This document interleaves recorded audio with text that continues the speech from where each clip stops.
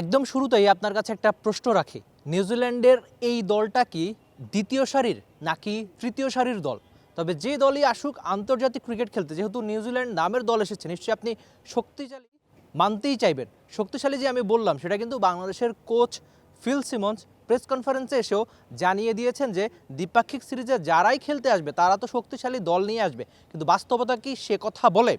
আপনি যদি চিন্তা করেন যে আইপিএল বা পিএসএলে নিউজিল্যান্ডের যে 16-17 জন নিয়মিত ক্রিকেটার, তারা কিন্তু সেই দুই টুর্নামেন্ট খেলাতেই ব্যস্ত। তার মানে নিউজিল্যান্ডের একদম পূর্ণ শক্তির দল আসে নাই, সেটা তো আপনি মানতেই চাইবেন। আরেকটা ব্যাপার, আপনি যদি নিউজিল্যান্ড দল নিয়ে কথা বলতে চাই, আমরা যদি দেখি যে নিউজিল্যান্ড এ দলের হয়ে সবশেষ যে সিরিজটা বাংলাদেশের মাটিতে খেলেছিল তারা, সেখানে তাদের 6 জন ক্রিকেটার এর আগে খেলে গিয়েছিল।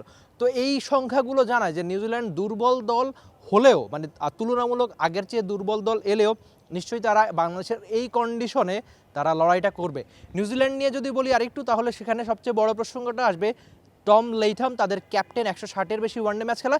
তিনি যখন বাংলাদেশে আসার আগে নিউজিল্যান্ডের থেকে একটা প্রেস কনফারেন্স করেছিলেন, সেখানে তিনি রীতিমতো ঠান্ডায় যেন কাঁপছিলেন। সেখানে 14-15 ডিগ্রির মতো ছিল, আর বাংলাদেশে সেটা আপনার জানাই 30-এর বেশি ডিগ্রিতে, সেখানে প্রায় উত্তাপ গরম, এই এপ্রিলের কাঠফাটা রোদ তাদের জন্য চ্যালেঞ্জ। সঙ্গে আরেকটা ব্যাপার, ওয়ানডে ম্যাচ শুরু হবে সকাল 11টায়, যেটা হয়তো আপনার জানা। তো সব মিলিয়ে নিউজিল্যান্ডের জন্য কন্ডিশন একটা চ্যালেঞ্জ। যদিও উইকেট নিয়ে সবসময় যে আলোচনাটা থাকে, এবার তেমন কিছু থাকছে না, কেননা স্পিনাররা ধরবে এমন কিছু না। যেহেতু নিউজিল্যান্ডের কোচ নিজেও বাংলাদেশি পেসারদের প্রশংসা করে গিয়েছেন প্রেস কনফারেন্সে একগাদা, তিনি বলছেন যে বাংলাদেশ হয়তো ওই স্পিনিং উইকেট বাড়াবে না, যেটা আমরা কয়েকটা সিরিজ আগে দেখেছিলাম উইন্ডিজের সঙ্গে। আবার আপনি যদি সবশেষ পাকিস্তানের সঙ্গে সিরিজের কথা চিন্তা করেন, সেখানে উইকেটে কিন্তু পেসাররা দারুণ করেছিল, নাহিদ রানা 5টা উইকেট পেয়েছিল। আরেকবার একটু নিউজিল্যান্ডের প্রসঙ্গে আসতে চাই, তারা একেবারে নবীন দল হলেও তাদের সব ক্রিকেটাররা আন্তর্জাতিক ক্রিকেট খেলেছে আগে পরে।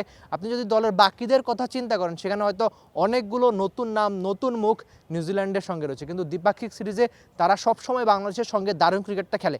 এর আগে আমার যতদূর মনে পড়ে 2023 সালে এই মাঠে তারা একটা দ্বিপাক্ষিক সিরিজ খেলেছিল। মিরপুরে প্রথম ম্যাচটা বৃষ্টিতে ভেসে গেলেও নিউজিল্যান্ড বাকি 2 ম্যাচ জিতে সিরিজটা জিতেছিল 2023 সালে। এরপর অবশ্য হোম সিরিজ খুব একটা ওয়ানডেতে খেলা হয় নাই বাংলাদেশের, কিন্তু পরিসংখ্যান আবার দারুণভাবে বাংলাদেশকে সায় দেয়। বাংলাদেশ খুব সম্ভবত দেশের মাটিতে 8টা ওয়ানডে ম্যাচ জিতেছিল, সেখানে 7টা black caps.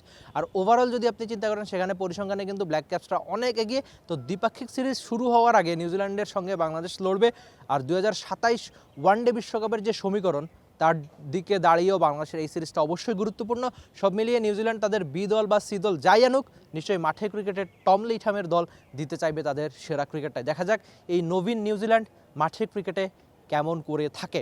Rifat Emil, T sports, Dhaka. For more updates, subscribe to our YouTube channel and click on the bell icon. Follow us on Facebook and Instagram. Download T Sports app to enjoy exciting games and highlights. Visit tsports.com.